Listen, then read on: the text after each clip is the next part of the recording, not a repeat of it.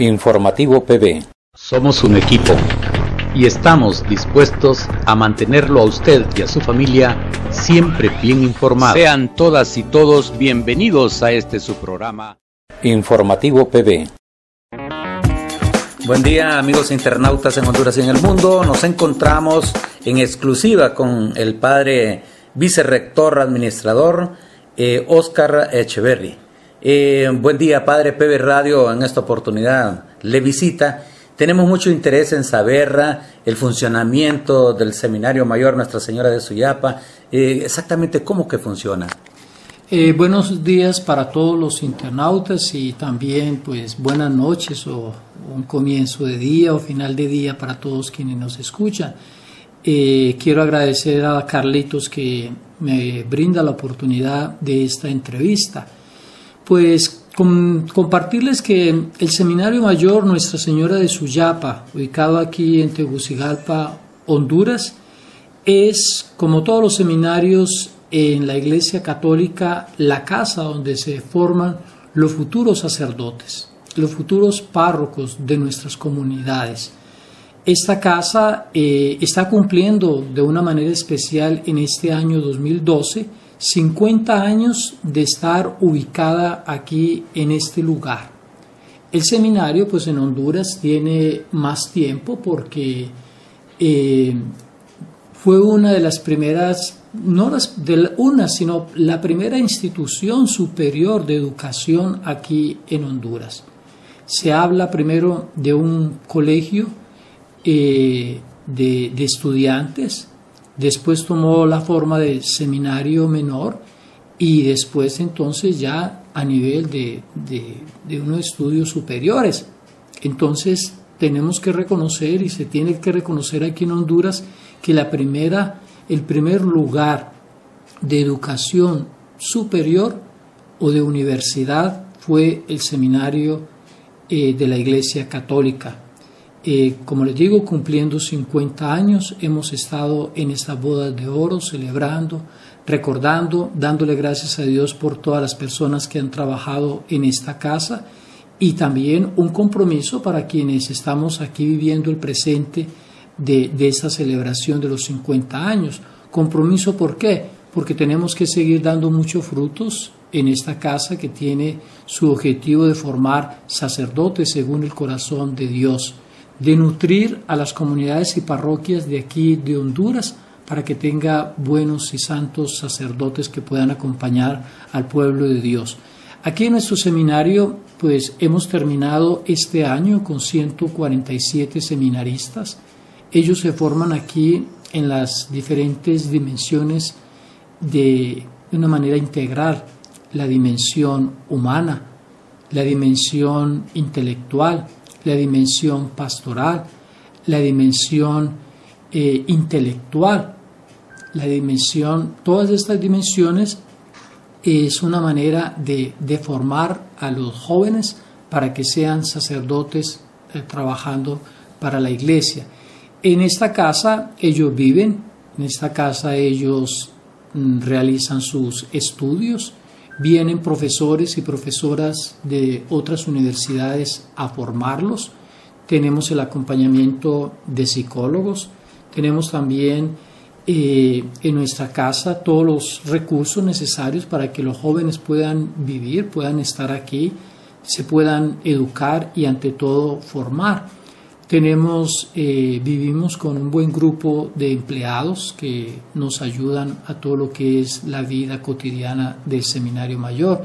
Tenemos un grupo de sacerdotes que nos dedicamos a la formación de los futuros sacerdotes y tenemos o dependemos directamente de la Conferencia Episcopal de aquí de Honduras, que es el ente del órgano principal por el cual se rige este seminario. Y también nos regimos por educación superior, por todo lo que es el Consejo de Educación Superior de Honduras. Tratamos de cumplir cada una de las exigencias que ellos nos piden, ya que los seminaristas salen con 2 títulos, el título de licenciados en filosofía y licenciados en teología. El día a día aquí en el seminario se vive como una familia.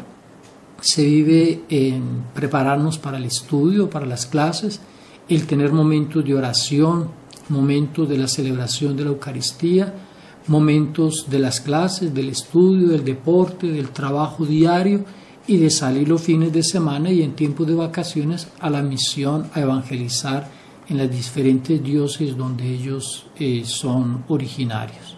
¿Cuáles son los requisitos básicos para poder ingresar al Seminario Mayor? Bueno, ante todo podemos pensar ante esta pregunta que es, comenzando por los requisitos de todo centro educativo de educación superior, es necesario haber terminado el segundo grado, haber terminado el bachillerato, una edad mínima de 17 años, y cada joven que quiere ingresar al seminario debe hacer un proceso mínimo de 1 año en sus parroquias o en sus comunidades de donde ellos viven, sus comunidades y donde vive su familia y donde también pues la familia participa o también él participa de la iglesia. Ser conocido por un sacerdote, participar durante ese año de encuentros, de talleres, de retiros espirituales, de un trabajo directo de pastoral allí en su parroquia, y después entonces en ese mismo año hay un encuentro en el mes de noviembre que dura más o menos 5 días, un encuentro aquí en el Seminario Mayor para lo que sería ya una selección especial de cada uno de los jóvenes que están aspirando a entrar al seminario. En estos días que están aquí en este encuentro se les ayuda a discernir su vocación, se les ayuda a discernir si es para ellos o no es para ellos el estar o el ingresar a esta casa. Tienen las entrevistas con el rector, con cada uno de los formadores, tienen talleres de integración, tienen también unos textos que tienen que llenar a nivel de psicología, porque nos ayudamos también por las ciencias de la psicología para que si los jóvenes que van a entrar al seminario están aptos y pueden participar pues, de vivir, de integrarse en una vida comunitaria. Y después de este encuentro, entonces ya los formadores o sacerdotes responsables de esta casa nos reunimos para hacer la selección de los estudiantes próximos para el Seminario Mayor. Puede que en un momento se le diga a un joven que no es para entrar en el siguiente año. Se le puede pedir 1 año o 2 años más de discernimiento o por fuera, ya sea trabajando o haciendo algún estudio en algún centro de educación superior. O también los mismos jóvenes pueden decir, bueno, no es el momento de ingresar, quiero madurar mi respuesta, quiero hacer mejor mi discernimiento, necesito ayudar a mi familia por el momento, cuando esté más propio el tiempo o la oportunidad para entrar, ingreso. Entonces yo creo que ante todos esas son las condiciones mayores. No tenemos una edad de decir que si alguien viene teniendo 35, 40 años ya no puede entrar. No, la Iglesia tiene para estos casos oportunidades como por ejemplo las vocaciones ya maduras y vocaciones mayores, que son entonces personas que han trabajado, personas que han ejercido una profesión y que seguramente sienten ese llamado de Dios, o lo han sentido y no han respondido. Entonces como que llega el momento de decidir, bueno, quiero formarme para ser sacerdote. Entonces la Iglesia da la oportunidad de un acompañamiento a las vocaciones ya adultas. Entonces tiene un proceso especial en una casa también especial, sea aquí en Honduras o en otro país, y sus estudios son más cortos. Claro que se reduce hacia unos mínimo 4 años de teología, porque se tiene en cuenta lo que es la experiencia profesional de cada persona. ¿Cómo se marcan los niveles de estudio o la ascendencia que tiene el estudiante dentro del seminario? ¿De qué manera se marcan? Bueno, cada joven que llega al seminario llega a lo que se llama el año introductorio, o también llamado año propedéutico. Es un año especial y su nombre pues ya dice el sentido de este año. Es introducir a los jóvenes al seminario mayor. Es un tiempo especial de seguir madurando su discernimiento. Es un tiempo especial de poder vivir de cerca lo que es la vida del seminario mayor, un horario, lo que es el compartir con sus compañeros, lo que es el compartir el día a día de todas las actividades del seminario. Tienen un padre acompañante que los va guiando y va estando más cerca de ellos para ayudarles, como decía, a introducirse al seminario mayor. En este año tienen la oportunidad de hacer una nivelación a nivel de materias y a nivel de recursos e instrumentos de educación, porque vemos que muchos de nuestros jóvenes nos pueden llegar a nivel de sus escuelas o de sus colegios con un nivel a nivel de educación con límites, como por ejemplo mala ortografía, poca expresión y redacción, no tiene muchas veces una metodología bien de estudio. Entonces, en este año introductorio se trata como de responder a esos vacíos y hacer como una nivelación de lo que fue el tiempo del colegio para prepararse a un nivel ya superior como es el seminario mayor. Después de este año vienen 3 años de filosofía, donde cada uno de nuestros seminaristas estudia pues toda la historia de la filosofía, estudia sociología, algunas materias de psicología, también se les enseña el inglés, se les enseña también un año del latín y se les prepara entonces también en algunas ciencias a nivel de la psicología. Terminado este tiempo y este periodo, entonces ya si ha pasado todas las pruebas y exámenes y presenta su síntesis filosófica,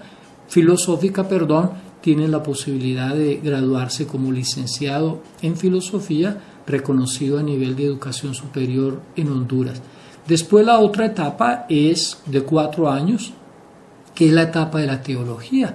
Es la oportunidad de estudiar todo lo que es el tratado del hombre y Dios, todo lo que es la historia de la salvación, todo lo que tiene que ver con todas las ciencias bíblicas, con la cristología como tratado de Dios, con lo que es a nivel de la Trinidad, el tratado de Dios Padre, de Dios Hijo, de Dios Espíritu Santo, estudiar también todo lo que es la historia de la salvación, los profetas, todo lo que es el Nuevo Testamento, clases también de hebreo y clases de griego, que son lenguas necesarias para entender la Sagrada Escritura.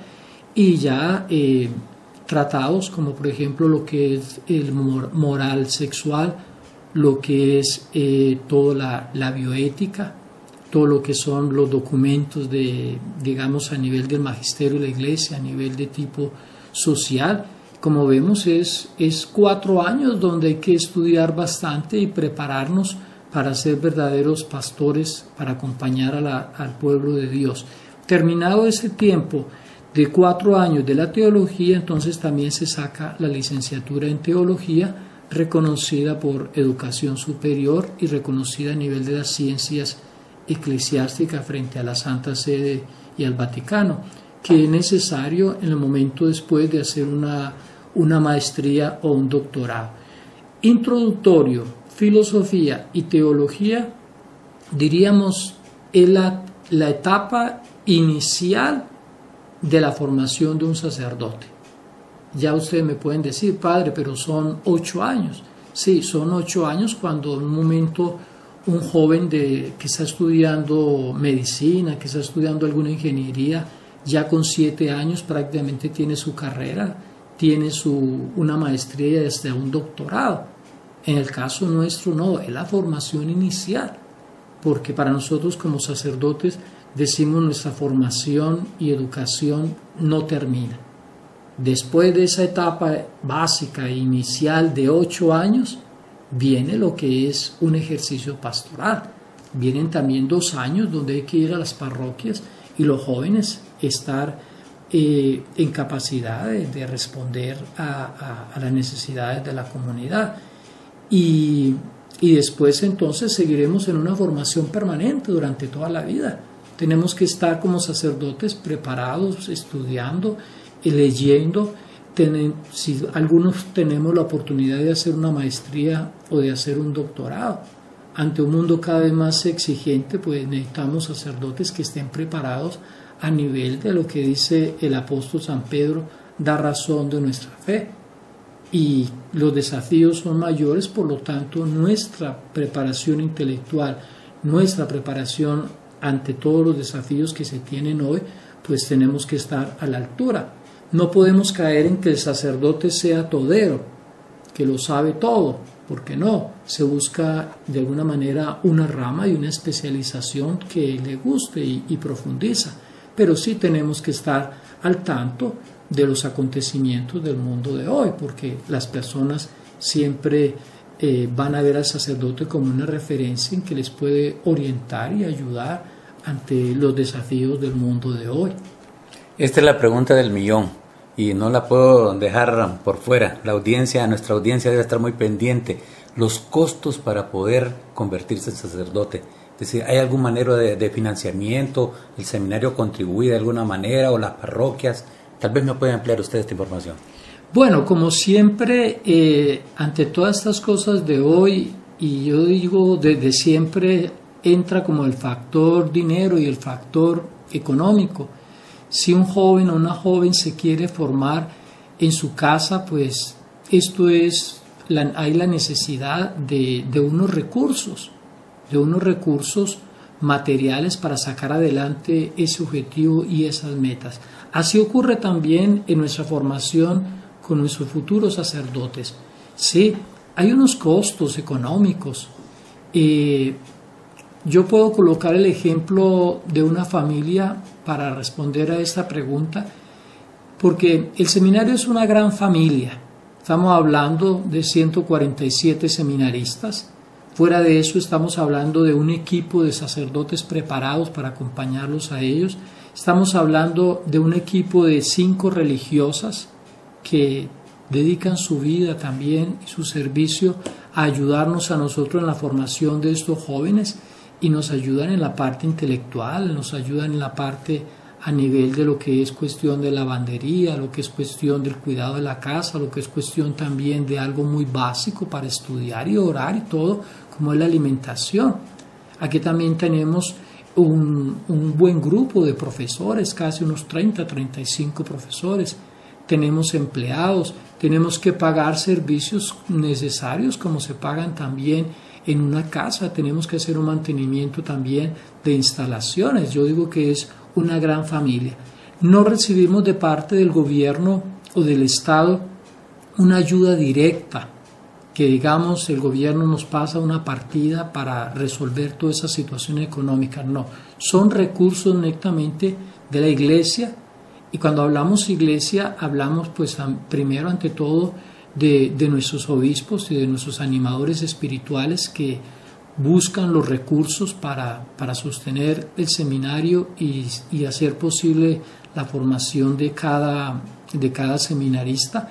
Y hablamos también de la cantidad de personas generosas a nivel de la Iglesia Católica que también con su contribución, con sus donaciones como bienhechores, como amigos del seminario, nos ayudan a sostener el seminario. Hablando así de cantidades económicas, estamos hablando de que un seminarista aquí mensualmente sale por unos 6.000 lempiras. Estamos hablando de unos 350 dólares mensualmente. A nivel, digamos, el costo mensual, que eso cubre estudio, formación, alimentación y lo que tiene aquí. Cada uno de los obispos que tiene seminaristas de sus diócesis, ellos pagan una contribución de 3.000 lempiras, o sea, unos 220 dólares por cada seminarista, y también les ayudan a ellos en todo lo que es a nivel de fotocopias, a nivel de libros y a nivel de salud. Entonces, los seminaristas buscan sus recursos necesarios para aquello que es de tipo más personal, a nivel de transporte, de las cosas más de uso personal, diario, aquello que cada uno de nosotros necesita, su ropa, todo lo más necesario.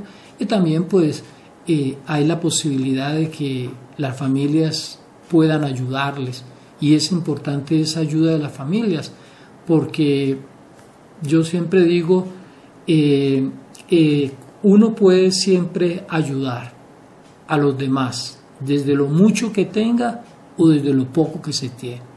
Entonces, si una familia dice, no puedo ayudar a mi hijo para estudiar en el seminario mayor porque no tenemos nada para compartir, no tenemos nada porque cuesta mucho, yo creo que ya ese decir nada, ya no hay una buena intención. Se puede decir, vamos a pedirle a Dios que nos ayude, y también nosotros con nuestras pocas posibilidades ayudamos a formar un sacerdote. Y es una obligación, y yo creo que un compromiso de cada católico, de cada uno de miembro de la iglesia, porque vemos siempre la necesidad de pedir sacerdotes, decimos siempre, nos quejamos porque no hay sacerdote, no tenemos sacerdote quien nos acompañe en nuestras parroquias, pero cuando viene el compromiso de una ayuda, no lo hay. Y eso pues es necesario ayudar, porque la formación de un sacerdote, la formación y el sostenimiento de un seminarista vale. Porque como les digo, no recibimos de parte del Estado una ayuda directa, como tampoco recibimos así que nos puedan decir, les damos gratis los servicios de luz, o gratis el servicio de teléfono, o gratis los alimentos. No, hay personas generosas que nos ayudan con sus donaciones, pero no es suficiente porque, como les digo, se tiene un alto costo. Pero también sabemos, y yo como administrador pues siempre he dicho que Dios es el dueño de esta casa, la Santísima Virgen María, en la vocación de Nuestra Señora de Suyapa aquí en Honduras, ella es la dueña de esta casa y Dios provee. En 8 años que yo llevo como administrador, pues no nos han faltado los recursos, no tenemos dinero para votar y despilfarrar, pero gracias a Dios no nos ha faltado la ayuda misericordiosa de ese Dios que nos ayuda y nos ampara siempre. Bien, padre, hasta aquí vamos a dejar este tema del Seminario Mayor. Ha sido usted muy amplio en sus explicaciones, en sus respuestas. Pero estamos próximos a celebrar un nacimiento más de Jesucristo. Estamos a 5 días para celebrar la noche de Navidad. ¿Cómo están esos valores espirituales? ¿De qué manera usted ve que el consumismo está atrapando a la fe cristiana, se está distorsionando por otros símbolos? Ya hoy en día se ve más a Papá Noel o Santa Claus, como lo conocemos, que al mismo niño que estaba en el pesebre. Bueno, yo ante esta pregunta quiero recordar lo que decía un teólogo alemán, Karl Rahner. Él decía, si el siglo XXI y si este nuevo milenio no es un tiempo y un siglo de mística y de espiritualidad, Dios va a desaparecer de la sociedad. Vamos a llegar a un ateísmo y vamos a llegar a un secularismo donde vamos a sacar de nuestra vida cotidiana a Dios. Por lo tanto, este siglo nuevo, este nuevo milenio se tiene que vivir desde una espiritualidad profunda y desde también una experiencia mística de Dios, donde podamos estar día a día tratando de descubrir en nuestra vida, en nuestros acontecimientos, en la historia personal de salvación, en la historia de la humanidad, de los pueblos, de las naciones, cómo Dios va actuando en su historia y cómo Dios nos va salvando y cómo Dios tiene una historia así de salvación. Por lo tanto, cuando Karl Rahner decía esto, que era necesario una espiritualidad y una mística, era porque yo creo que vislumbraba un siglo y un milenio con acontecimientos en la cultura de un secularismo. Cuando hablamos de una cultura del secularismo, es una cultura que en algún momento llega a pensar todo lo podemos hacer por nuestros propios medios. El hombre puede llegar a hacer todo desde sus propios medios e instrumentos y darle la espalda a Dios. Hay una diferencia entre una cultura sacral y una cultura del secularismo. La cultura sacral es una cultura y una humanidad, y se dio en un tiempo de la historia donde todo era referencia a Dios, todo era Dios, Dios, Dios, Dios, y absolutizando allá a Dios. Si había una enfermedad, Dios es el culpable o es la voluntad de Dios. Si había un terremoto, si había un huracán, si había muchas lluvias, un volcán que erupcionó, Dios es el culpable. Si había una peste, una enfermedad en un momento intenso, entonces Dios es el culpable. ¿Qué pasaba con esto? Pasaba que se da un hombre irresponsable, porque todo le echaba la culpa a Dios, y ese hombre se cruzaba de brazos o ante las inclemencias y los dolores y sufrimientos de la humanidad no actuaba ni buscaba de alguna manera cómo combatir también aquello que él podía combatir con su inteligencia. Entonces una cultura sacral vuelta totalmente a Dios, pero de un hombre irresponsable. El secularismo es lo contrario y es el extremo, por eso hablamos de secularismo, esa partícula ismo, el extremo, un hombre y una cultura de espaldas a Dios, donde tratamos desde nuestros recursos e instrumentos y medios decir los podemos resolver y aquí no hay espacio para Dios. Entonces hay un peligro. Hay ese peligro porque se pierde una vida espiritual, se pierde una vida mística y en algún momento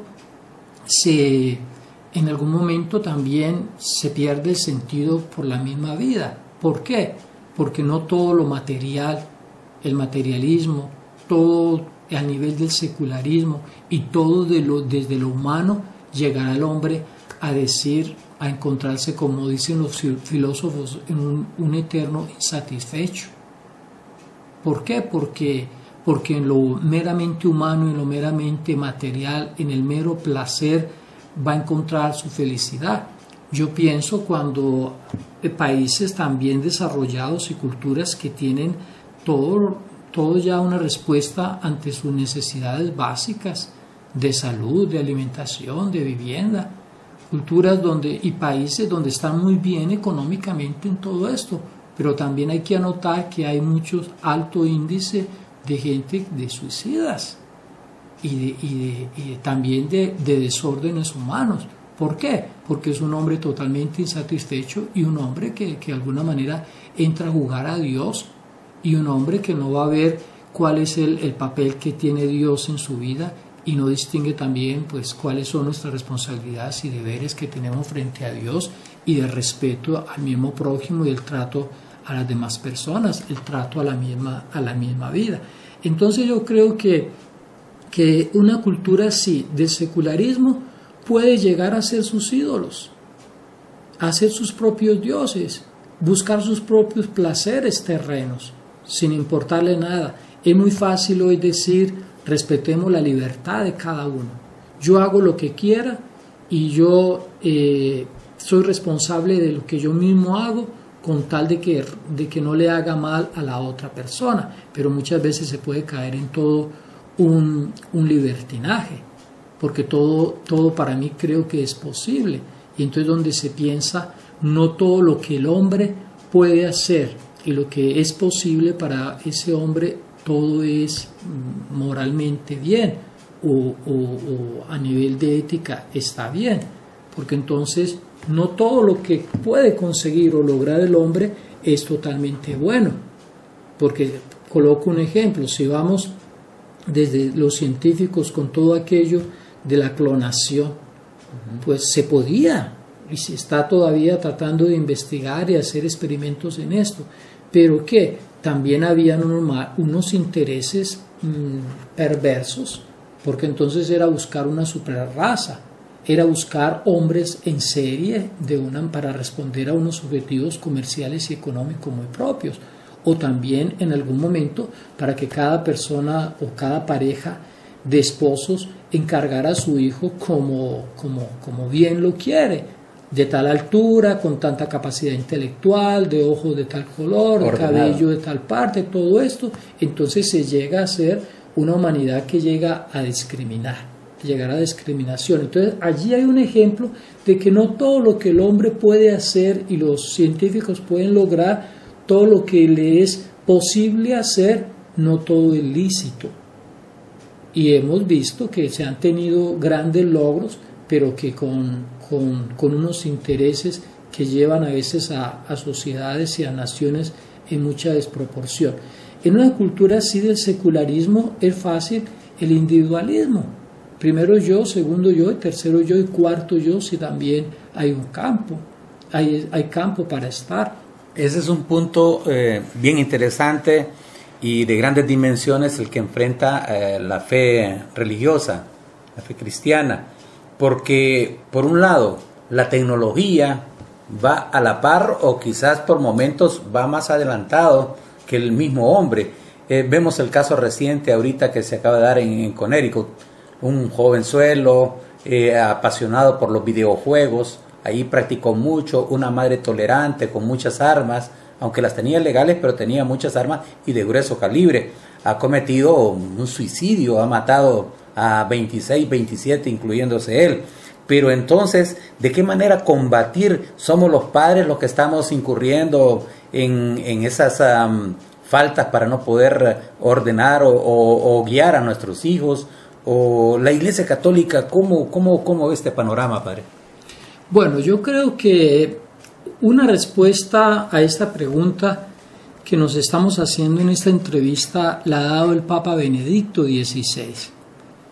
Era un interrogante, una pregunta que yo tenía: ¿por qué cuando hoy se vive con mayores comodidades a nivel de la tecnología, a nivel de la comunicación, a nivel de transporte, a nivel de todos los recursos que tenemos de científicos que nos pueden llevar a una vida mejor? Yo soy una persona de 48 años y recuerdo cuando estaba niño que había unas necesidades que todavía no teníamos los recursos en mi pueblo y con mi familia para resolver, pero que a pesar de eso vivíamos un poco más tranquilos. Y yo creo que nuestros abuelos hablan de pueblos mucho más tranquilos y menos violencia, menos cosas como se ven hoy. Y ellos vivían en sus necesidades básicas, buscando cómo responder a nivel de sus curaciones, sus enfermedades, unos transportes bien limitados, unas comunicaciones bien limitadas, pero llevaban una vida como más serena y una vida más tranquila, una vida más en comunión de familia, una vida más en comunión con la naturaleza. Y entonces yo no quiero decir que todo tiempo antiguo fue bueno o que todo tiempo antiguo fue mejor que el de hoy. No, soy de una mentalidad un poco más abierta. Yo creo que cada época tiene sus logros, pero también tiene sus desafíos y sus limitaciones. Pero sí hay que decir que cuando hoy hemos logrado muchas cosas a nivel científico, cuando hoy pudiéramos vivir mejor como humanidad, porque hemos respondido a veces a necesidades básicas, viene lo contrario, viene que hemos avanzado en la tecnología, pero que también hay como un retroceso. ¿Por qué un retroceso? Una humanidad con más sufrimiento. Hablemos de una humanidad que sufre mucho a nivel de la injusticia, a nivel de las grandes proporciones de la pobreza, a nivel de las personas que no tienen una facilidad de entrar y de participar de los bienes materiales que a otros les sobra, de personas que sus necesidades básicas todavía no tienen una solución a esas necesidades básicas. En una sociedad donde abunda la violencia, en una sociedad donde abunda unos ricos a costa de pobres cada vez más pobres. ¿Cuántas enfermedades también se ve hoy? a nivel de un cáncer que no desaparece, a nivel de cuestiones sociales que de alguna manera no voy a hacer la lista porque todos lo sabemos y todos lo hemos vivido. Entonces, lo hemos vivido, lo hemos sentido, lo escuchamos a través de los medios de comunicación. Un acontecimiento como el que tú, Carlitos, acabas de recordar ahora, pues entonces todo esto nos está diciendo que por un lado vamos avanzando, pero una sociedad que va en retroceso por los sufrimientos que vamos viviendo. Entonces aquí es donde el Papa Benedicto XVI, él ha dicho una humanidad que no es inteligente. Hay una falta de inteligencia y de sabiduría, porque podía aprovechar la tecnología y los grandes logros para hacer una humanidad más vivible, una humanidad mucho más feliz, una humanidad y una sociedad mucho más tranquila, donde podamos acabar con muchos de esos sufrimientos. ¿Por qué entonces no emplear esa tecnología para vivir más dignamente, para tener una manera de utilizar los recursos tecnológicos a nivel de una inteligencia y de una sabiduría que nos lleve a todos a buscar una mejor calidad de vida? Por ahí es donde el Papa entonces dice, nos falta inteligencia frente a la tecnología, nos falta utilizar bien los recursos. Entonces yo creo que es lo que el mensaje de la Iglesia, es el mensaje que dice la misma palabra de Dios.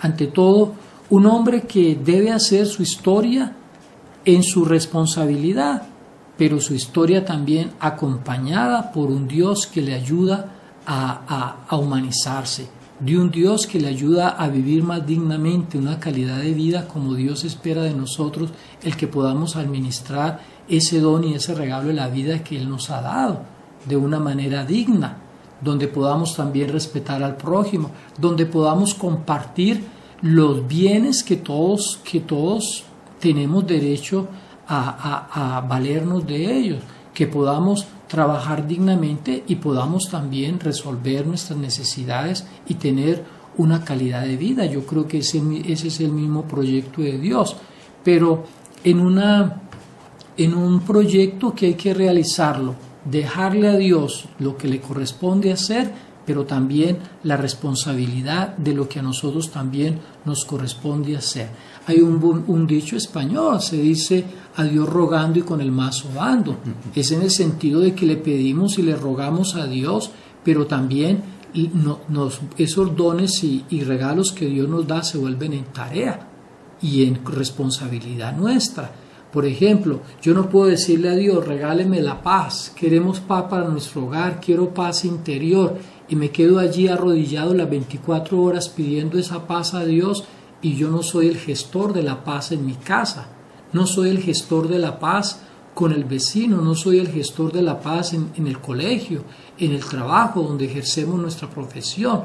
Por lo tanto, todos los dones que Dios nos da, todos los regalos que Dios nos da, son tarea para cada uno de nosotros, son compromisos para nosotros. Entonces yo creo que un mensaje a nivel de la Iglesia Católica es cómo humanizar nuestra sociedad y nuestro mundo, cómo dejar que la palabra de Dios, dejar que el mismo Dios en su proyecto de vida y de salvación que tiene para todo ser humano, desde el credo religioso, desde la religión que se tenga, quiere un hombre bien y una vida digna. ¿Qué religión no predica un amor a Dios y un respeto a Dios? ¿Qué religión no predica un respeto al prójimo y a los otros? ¿Qué religión no predica un respeto y un cuidado de la vida, de la vida digna? ¿Sí? Y de la misma vida. ¿Qué religión no predica un cuidar la naturaleza? Un tener una armonía con la naturaleza, una reconciliación con la naturaleza, con el universo, el cuidar este paraíso, esta casa grande que Dios nos ha dado a nivel del universo y del mundo y que tenemos que cuidar porque somos responsables de lo que Dios nos ha dado y que si caemos en contaminar nuestro mundo, si caemos en talar árboles, si caemos en aquello de no preocuparnos por sembrar árboles, por no preocuparnos por todo lo que son las fuentes de agua, todo aquello, somos unos personas y seres humanos irresponsables. Y yo creo que todas las religiones predican esto que estoy diciendo y que nos ayudarían a vivir en una sociedad y en un mundo mucho mejor y más tranquilo. Estamos próximos a terminar esta entrevista. Al regreso, el padre Óscar Echeverry, vicerrector administrador del Seminario Mayor Nuestra Señora de Suyapa, nos dará la siguiente respuesta. ¿Quién es Jesús y cómo era la vida en Palestina? Regresamos en breve.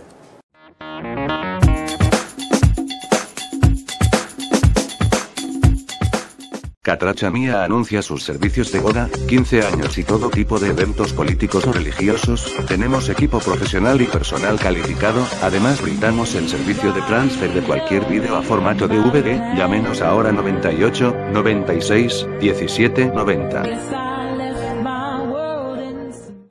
Bueno, para mí Jesús siempre ha sido el modelo de hombre o de mujer que Dios quiere, ¿sí? Para mí, el que Dios Padre haya resucitado a su Hijo Jesucristo fue una manera de decirle, mire, este Hijo mío, en su muerte y en su cruz y en lo que hizo al hacer mi voluntad y cumplir la misión que le encargué, me gustó y me agradó. Y por eso entonces se da el acontecimiento de la resurrección y el acontecimiento de que Dios Padre resucita y glorifica a su Hijo Jesús. Y nos está diciendo a todos los seres humanos, nos está diciendo, este es el tipo, este es el prototipo de hombre o de mujer que yo quiero como Dios.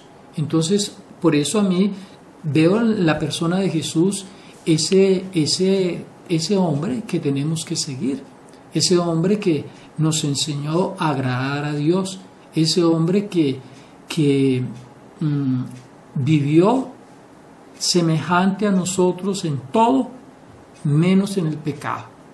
Yo creo que hay muchas personas que no piensan en esas palabras, semejante a nosotros en todo, menos en el pecado. A veces nos quedamos de pronto con un Jesús de la resurrección y nos quedamos con un Jesús solamente del domingo de la Pascua, pero no pensamos en el Jesús del Viernes Santo. No pensamos en un Jesús que en Palestina y en su tiempo vivió las necesidades de cualquier hogar de Palestina y de Nazaret. No pensamos en el Jesús y José y María que tuvieron dificultades como lo vivió cualquier familia del tiempo de Palestina en el tiempo de Jesús. Y si llegáramos a pensar o si queremos comprender cuál es la vida de Jesús en su tiempo de su niñez, a veces cuando se dice, pero ¿por qué los evangelios callan tanto ante la adolescencia y juventud de Jesús? Los evangelios no les interesa una biografía de Jesús, les interesó fue hacer una teología del ministerio y de la misión y voluntad de Jesús, de la voluntad de Jesús que estaba haciendo la voluntad del Padre. Pero vámonos a la Palestina del tiempo de Jesús, busquemos la historia universal, vamos a la geografía y coloquemos a Jesús viviendo como todos los palestineses y los judíos y los israelitas de su tiempo. Y ahí estamos diciendo, ese es el contexto histórico, cultural, económico, político, religioso que vivió Jesús, como todo ser humano y como todo israelita y judío de su tiempo. Por lo tanto, entonces, semejante a todos nosotros, menos en el pecado. Cuando profundizamos en esas palabras, entonces yo creo que es un Jesús que nos llama más la atención. Es un Jesús que nos enseñó a hacer las cosas como Dios quiere. Un Jesús que no solamente vivió 40 días de tentación y de tentación del pecado y del mal. Pues yo les digo a ustedes que me están escuchando, ustedes que me están escuchando también aquí en la entrevista, pues yo en 40 días me porto súper bien. Si va a ser 40 días, no más, pues paso arrodillado los 40 días y todos los otros días y años de la vida me porto mal. No, Jesús al decir 40 días los números en la Biblia son simbólicos. 40 días quiere decir toda una vida, toda una vida. Un Jesús que durante toda su vida también vivió tentaciones como cada uno de nosotros y tocó luchar contra todos la tentación del pecado, pero que nos enseñó a cómo luchar contra esa tentación y no caer, no darle cabida al mal ni al mismo demonio. Un Jesús que para mí es alguien que entendió bien el proyecto de Dios. Un Jesús que para mí aparece como una persona apasionante, una persona por la que estoy entregando mi vida como sacerdote. No solamente me quedé en la admiración de Jesús de Nazaret y listo, no, sino que en mi vida como sacerdote trato de vivir y de encarnar en medio del pueblo de hoy a Jesús. Un Jesús andante, un Jesús con una capacidad de profeta increíble. Fue capaz de decir la verdad a tiempo y a destiempo, costándole su propia vida sin miedo y sin temor.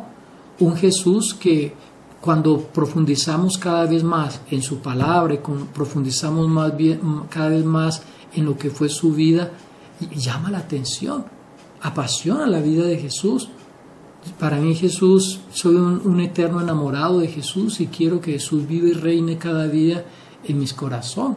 Y cuando me siento muy orgulloso, cuando en medio de la liturgia, en medio de celebrar la Santa Misa, el sacerdote es esa in persona Christi, es el mismo Jesús allí, haciendo no un recuerdo de una historia, un acontecimiento del pasado, sino ante todo un memorial.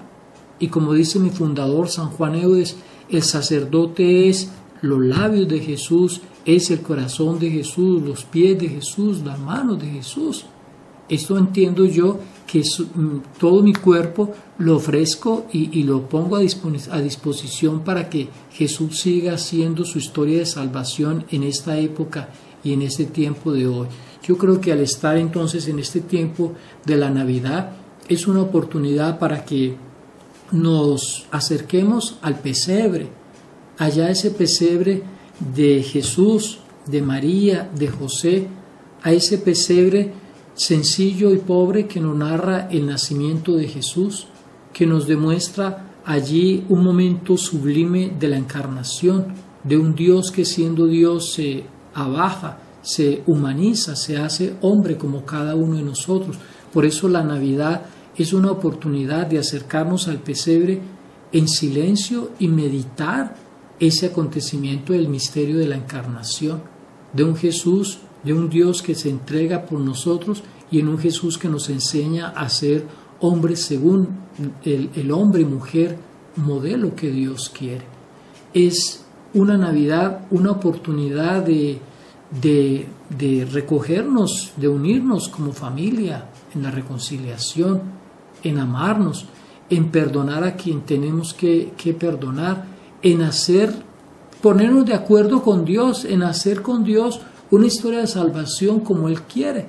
Y Él espera de nosotros porque quiere nuestra vida, nuestra verdadera felicidad, no de un Dios que por un lado lleva su proyecto de vida y de una humanidad y de una sociedad que por otro lado lleva su proyecto de una manera humana y de una manera donde hay unos intereses de unos pocos y unos intereses egoístas e individuales y de una sociedad que en algún momento quiere hacer un proyecto de espaldas a Dios. No, es hacer un proyecto junto con el mismo Dios. Y finalmente, pues una invitación a que pensemos en unos valores cristianos de lo que es la Navidad, en todo aquello que nosotros expresamos con gozo y felicidad, vivir estos días, pero también un estilo de purificación. ¿En qué sentido? De aquello que nosotros hemos recibido por tradición de nuestra iglesia en estos valores y en estos símbolos y signos de la Navidad. Esto del árbol de Navidad, esto de Santa Claus, esto de cuantas otras fiestas paganas que no tienen que ver con la Navidad, no son propias de los cristianos y no son propias de nosotros como iglesia católica. ya que termino diciendo, alguien el año pasado me mandaba un mensaje por internet haciendo una comparación entre Papá Noel, entre Santa Claus y el mismo Dios. Decía allí el mensaje, mire, Papá Noel aparece solo en Navidad, Dios aparece todos los días. Papá Noel solo trae regalos en el 24 de diciembre, Dios nos da regalos todos los días. El poder uno levantarse y trabajar, el poder abrir sus ojos no es un regalo y un presente de Dios. ¿Sí? Papá Noel solo aparece en los momentos de gozo y de felicidad para los niños y para adultos, pero no aparece en los momentos de sufrimiento, de enfermedad, en momentos en la pérdida de un ser querido. Papá Noel solamente está como una figura de que se ríe y unos gestos folclóricos, pero Dios es un Dios que nos habla a través de su palabra y a través de la Sagrada Escritura. Entonces, invito a una purificación de los elementos de la tradición cristiana, de los símbolos y signos que nos ayudan a vivir la Navidad. Por eso la Navidad es un momento especial, unos días especiales para decir Feliz Navidad, para decir Felices Pascuas, para decir cómo me comprometo yo con ese Jesús que ya ha nacido, pero que es una oportunidad el 24 de diciembre, el 25 de diciembre, decir cómo renuevo el nacimiento de Jesús en mi corazón, en el corazón de cada uno de nuestros hogares y en el corazón de nuestra sociedad y de nuestra humanidad. Para finalizar con esto, sí termino, Padre, gracias por su tiempo, pero mi audiencia, la familia de Prensa Verde, particularmente PB Radio, están deseosas de escuchar un mensaje ambiental del Padre Óscar Echeverry, vicerrector administrador del Seminario Mayor Nuestra Señora de Suyapa. Bueno, yo lo hago sencillamente recordando y cuando he entrado en todo esto del cuidado de la naturaleza y de la ecología, me ha llamado la atención, en otras oportunidades también te lo he dicho, Carlitos, aquel cuento de que en el bosque había un incendio, en el bosque se estaba quemando todo y estaban todos los animales desesperados cuando vieron a un pajarito que estaba tratando de sacar de un río o de una quebrada en su piquito un poco de agua, una gota de agua para apagar el gran fuego. Le preguntó el tigre o el león, le preguntó, bueno, ¿y tú crees que con esa gotica de agua vas a apagar todo este fuego? No seas iluso. Pues el pajarito lo que le responde es, yo estoy haciendo mi parte, lo que puedo yo hacer, tú haces tu parte. Si todos hacemos la parte de lo que nos corresponde a cada uno, apagamos ese fuego de la selva y del bosque. Entonces yo creo que ese mensaje ecológico es, hagamos cada uno de nosotros la parte que nos corresponde hacer para cuidar la naturaleza, para cuidar todo este universo, este mundo tan bello, esta casa tan bonita que Dios nos ha hecho, nos ha regalado. Dios nos ha hecho co-creadores con Él. Dios sigue creando. No creó al comienzo y se olvidó de nosotros. Dios sigue creando. Por eso sigue la vida en la naturaleza, en el cosmos, en el universo. Sigue la vida en cada uno de nosotros y nos hace co-creadores con Él. Y ser co-creadores con Dios es ayudarle a Dios a perfeccionar la naturaleza y no desbastarla, no contaminarla, no botar la basura en el lugar que no es propio. Entrar en toda esta onda, yo digo en esta onda de la ecología y de aprender a separar también nuestra basura. El aprender a darle el buen tratamiento a todo aquello que nosotros consumimos y que puede contaminar nuestra naturaleza. Es esa invitación a ese compromiso de que es necesario evitar los grandes males que estamos haciéndole a la naturaleza, porque de alguna manera hoy nos sentimos víctimas de aquello que podíamos haber evitado desde hace mucho tiempo.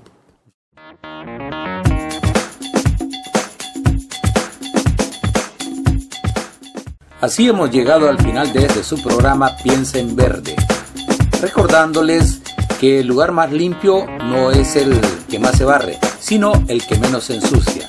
Carlos Ramos se despide y les dice hasta la próxima.